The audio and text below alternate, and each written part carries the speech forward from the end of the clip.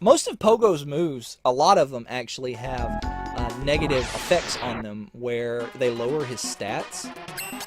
Boom Boom and his ultimate move is one of the most notable ones. Boom Boom just lowers your speed, of course, so, you know, and it's kind of a big deal if you plan on using Boom Boom since, you know, it uses speed, but his other move, his ultimate move, it lowers, like, all of his stats to, like, nothing. It's pretty severe. OO is a entire screen-wide filling AoE that does, it's IQ based. It doesn't do a whole lot of damage, but it's really good for taking out small enemies. It has decently long charge time though. So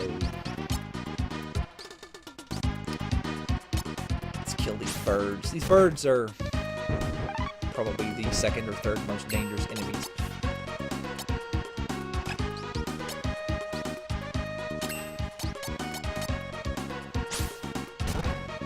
We're going to try and not be diagonal of them. So my favorite strategy when I have multiple characters, and I talked a little bit about this, about how having more than one character kind of opens up what you're able to do.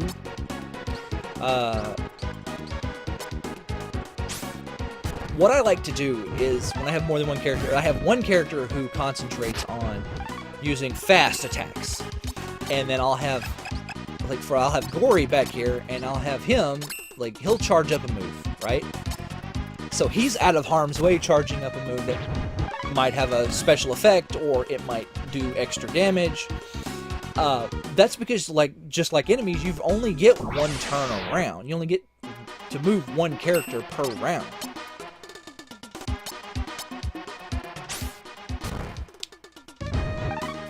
So it doesn't really particularly help to have everybody using fast moves. Let me see.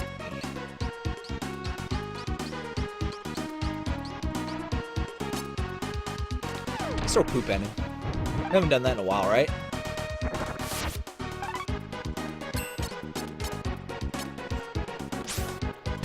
Probably could just be using Bash Bash here. And I will switch to Bash Bash.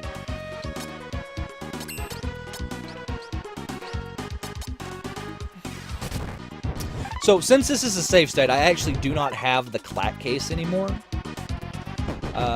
So just keep that in mind.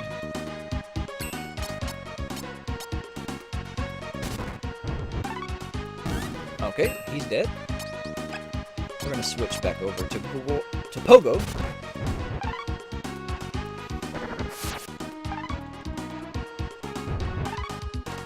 I'm going to get Gory over here, and we'll start charging up a Burt.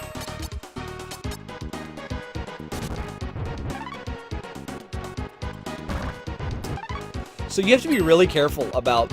There's a lot of moves in this game that move you around. If you're charging something and you're moved, even if you don't move, if it was going to move you, it will stop you from charging.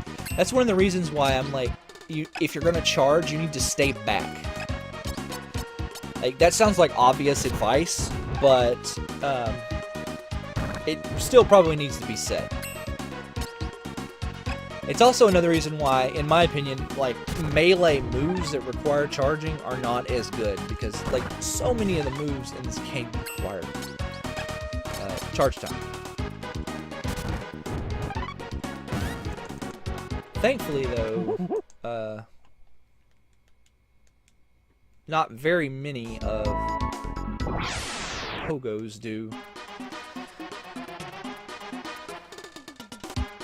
Let's see. I mean, the ones that require charge time for Pogo are Ubert does, Rubsticks does,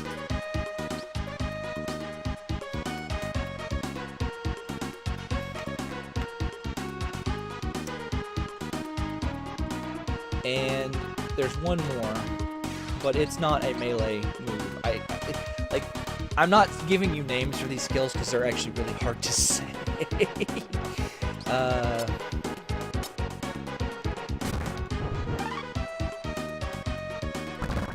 so I'm just not going to say them. Yeah. Blum Blum, though, is a pretty good move. It's a sexy tech. I don't know what that means.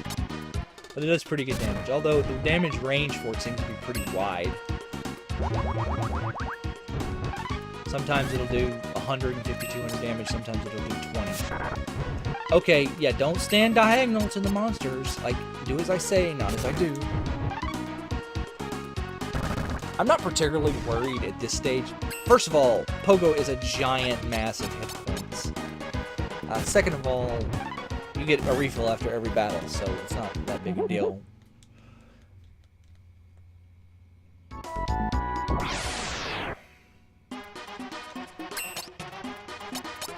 Let's see. Let's use Boom Boom again.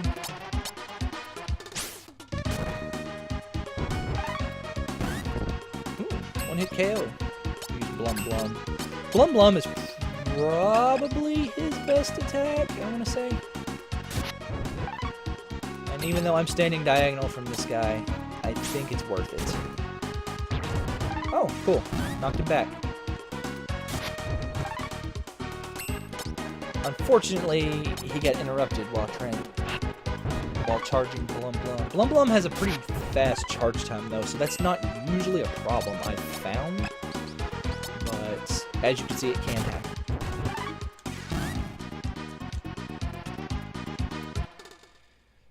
Alright. So this guy right here is a crafter. So you don't have to go back if you don't want to. I do need to make a clack case real quick. Which is a knife and...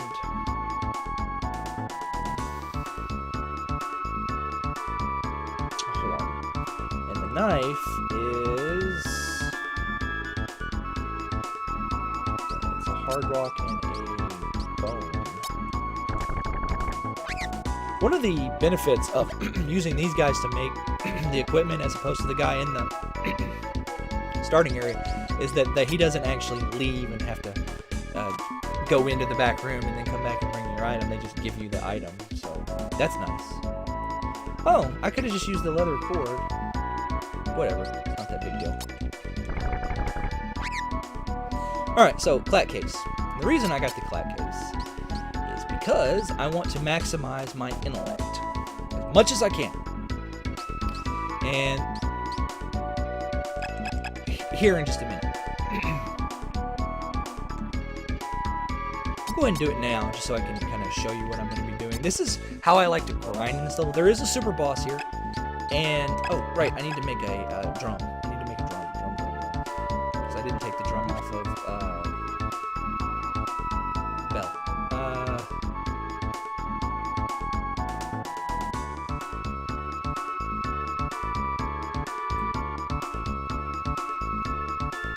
So let's see here.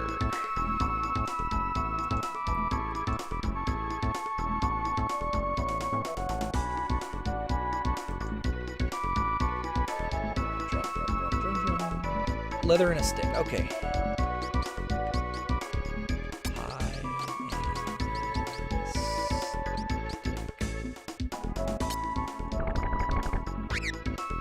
That's...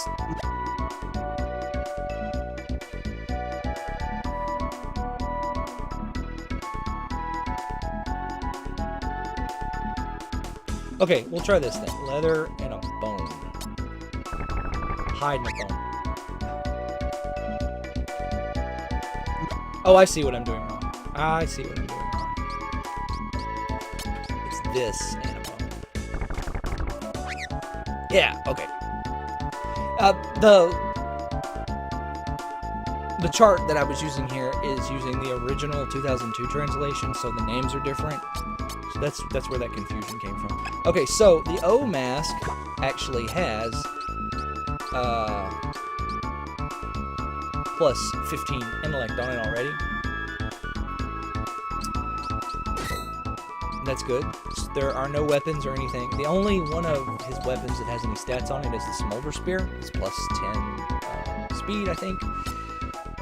Let's see. The Bang Bang Drum is another, however many, like 12. How many is that? Intellect. Put the clat case on. That's another 10. And then we put nose ornaments on.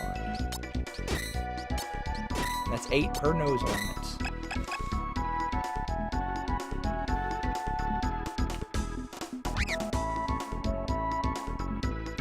So, what does raising my IQ do? Well, it makes the random battles much, much easier, especially against those big mammoths and stuff, because I can use push to do really good damage and paralyze them. So, that's why I like maximizing my IQ at this stage. He seems excited. We need to figure out a way to get in.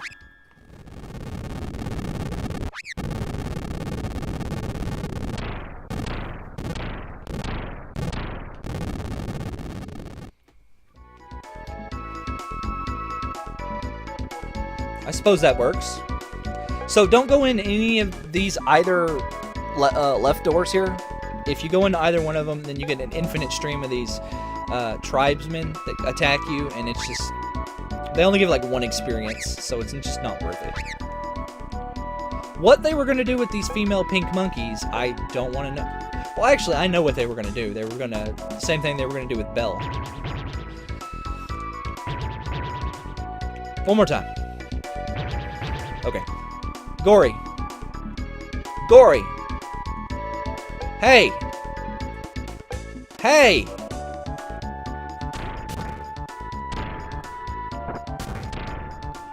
Snap out of it. So anyway, now these female monkeys are going to follow us and get in our way because that's what they do.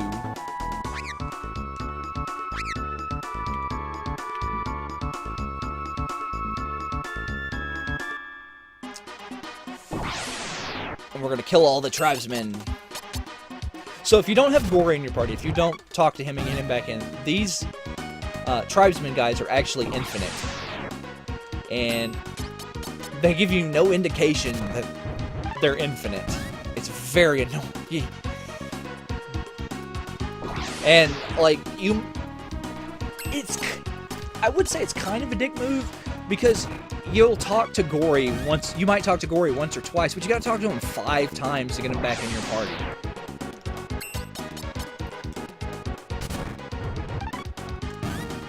So, that's a slight knock, but, like I said, a slight knock.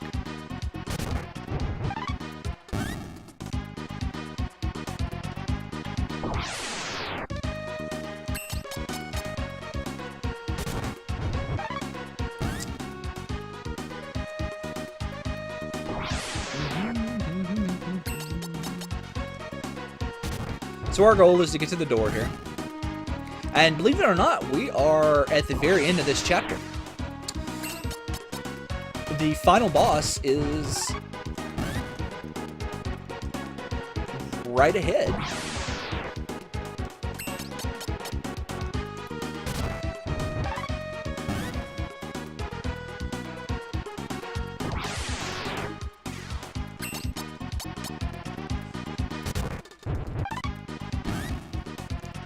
Eventually, we will run out of enemies to fight here. Yeah, see?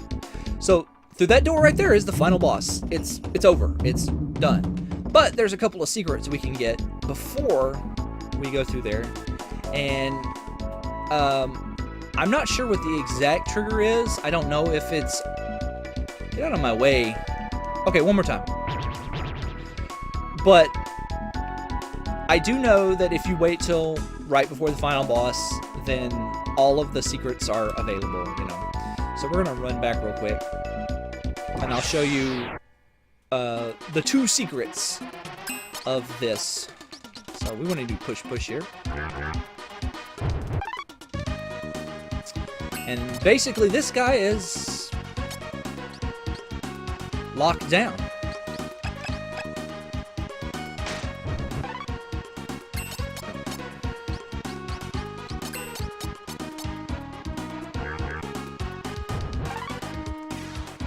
It's not as big a deal since there's 2 of the mammoths, but, you know.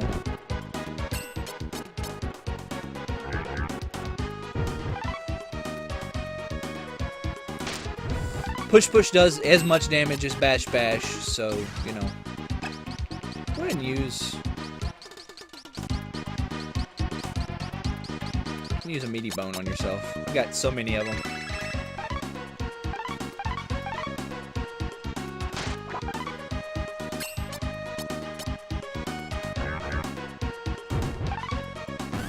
Alright, he's dead.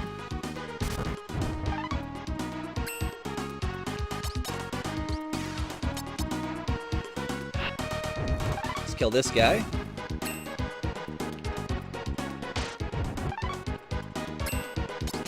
And we'll push this guy to victory. So these mammoths are the best experience in this for regular enemies, basically, and they drop giant meaty bones. So when you're grinding, you want to look out for them specifically. And you are going to have to grind some levels to actually defeat the super boss in this level. You don't need to go all the way to 16, but getting up to, I don't know, 13 or so is sufficient.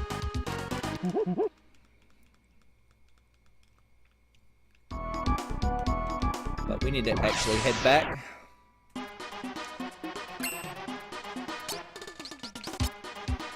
We'll try and avoid this battle if we can.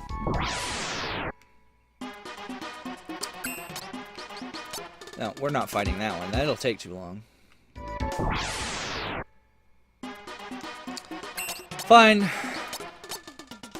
So, we didn't see these saber-tooth guys earlier, but in the first area, one of the things that you can run into is a group of like 8 of these guys, and that is hands down the most dangerous battle that can happen in the first area, because they can one-shot Bell, and they do really large amounts of damage with their attacks. And you're just surrounded.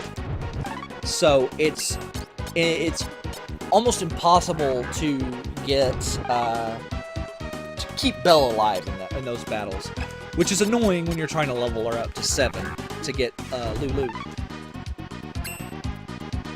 So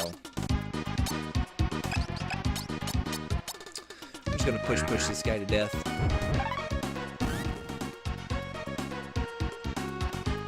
I really love the energeticness of the battle music in this. Let's go ahead and show you OO.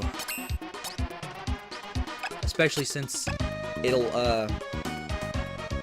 actually do. Oh man, they're gonna interrupt that, aren't they? No? Okay, good.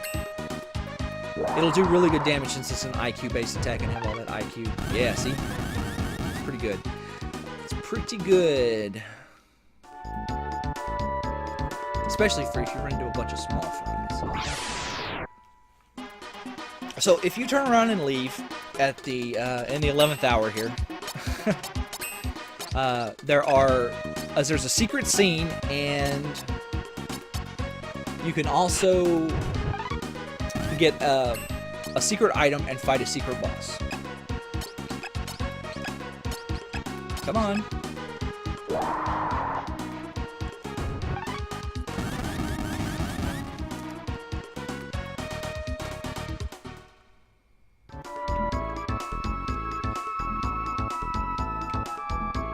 So this is our first interaction with the recurring gag.